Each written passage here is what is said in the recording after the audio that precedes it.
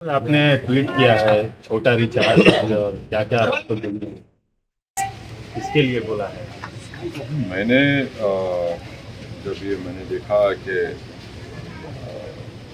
दिल्ली के मुख्यमंत्री और उनकी सरकार ये तय की है कि हर ट्यूसडे को वो सुरेंद्र का नाम बताएंगे, हनुमान चालीसा पढ़ाएंगे, उस पर मैंने ये किया है कि भाई आप लोग बीजेपी से क्या डिफरेंट है। आप में बीजेपी आरएसएस में कोई फ़र्क नहीं है। आप इनका हिपोक्रेसी देखिए कि कोई कह रहा है कि मैं सरयू नदी में चले जाऊँगा, कोई कह रहा है कि राष्ट्रपति को नासिक आया जाए, कोई कह रहा है कि ये पाठ पढ़ाया जाएगा शिक्षा सेंटर में और जहाँ पर अस्पताल में पढ़ाया जाएगा। तो आप तो नरेंद्र मोदी पर चल रहे हैं, वो कर रहे हैं, आप वही करना चाह रहे हैं। आप में बीजेपी आरएसएस में क्या फर्क है?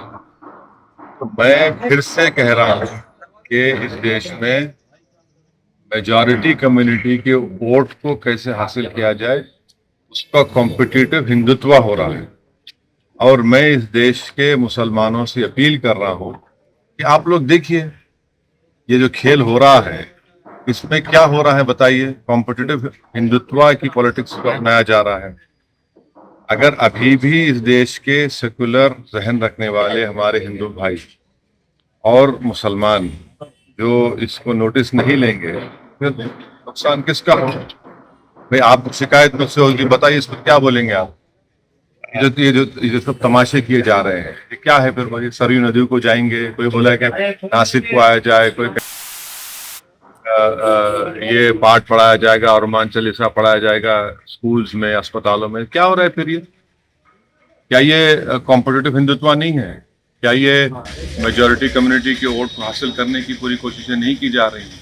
फिर ये कहाँ पर सेकुलरिज्म दफन हो गया? सर अभी राम मंदिर के दर्शन के मसले पे भी कांग्रेस पार्टी के लोग मकर संक्रांति पे दर्शन करके आए, कहे 22 तारीख को नहीं जाएंगे मकर संक्रांति तो, लेकिन लोग दर्शन करके आए। नहीं, इतना जो आप जो पॉलिटिक्स ऑफ कंफ्यूजन करना चाह रहे हैं, इससे फायदा किसको हो रहा है? इससे फायदा क्या संविधान में जो सेकुलरिज्म है, प्लुरलिज्म है, डाइवर्सिटी की जो बात होती है, इक्वालिटी की, लिबर्टी की, किसको फायदा हो रहा है? आप तो वही कर रहे हैं जो मोदी चाह रहे हैं। अब बताइए फर्क क्या है? यही तो हमारी शिकायत रही है, यही तो हम लड़ रहे हैं और इसीलिए हम पर इल्ज़ाम लगा दिया जाता है।